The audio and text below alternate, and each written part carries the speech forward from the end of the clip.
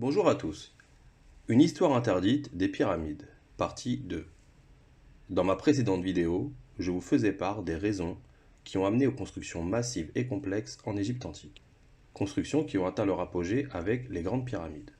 Aujourd'hui, nous allons nous intéresser à l'origine de la nécessité de la maîtrise des techniques de forme par les anciens bâtisseurs. Techniques perceptibles dans les nombreuses statues qui ont émergé visuellement à partir de la fin de la campagne militaire de l'ère du pharaon Ras-Serimoué. Le peuple des anciens bâtisseurs était sans doute dans la nécessité de reproduire par la sculpture des prédateurs comme arme de dissuasion.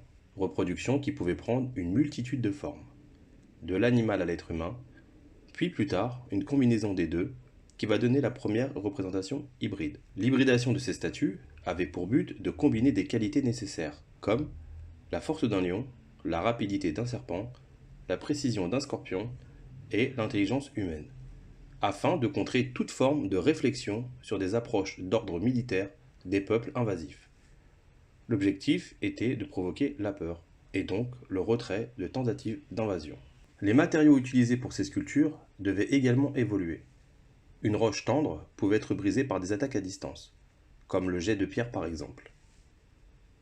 De cette contrainte, l'expérience de l'extraction de blocs plus durs ainsi que le travail de la taille de la roche va devenir plus complexe. Cette parade technologique de reproduction par la sculpture a dû fonctionner pendant toute l'histoire de l'Égypte antique, avant et après son acquisition par le pharaon Ras-Serimoué, et a même été améliorée en y intégrant le concept du Ka. Pour rappel, le Ka symbolise la force vitale de toute chose, et est généralement unique, mais est multiple pour les pharaons et les dieux. Cette multitude de cas que détenaient les dieux et les pharaons était avant tout une parade pour donner la croyance qu'une statue pouvait être habitée par un pharaon ou un dieu.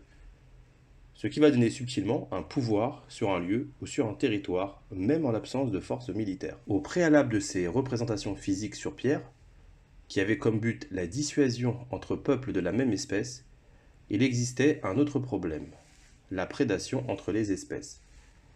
C'est d'ailleurs de cette crainte objective et naturelle que les statues prennent leur fonction opérationnelle.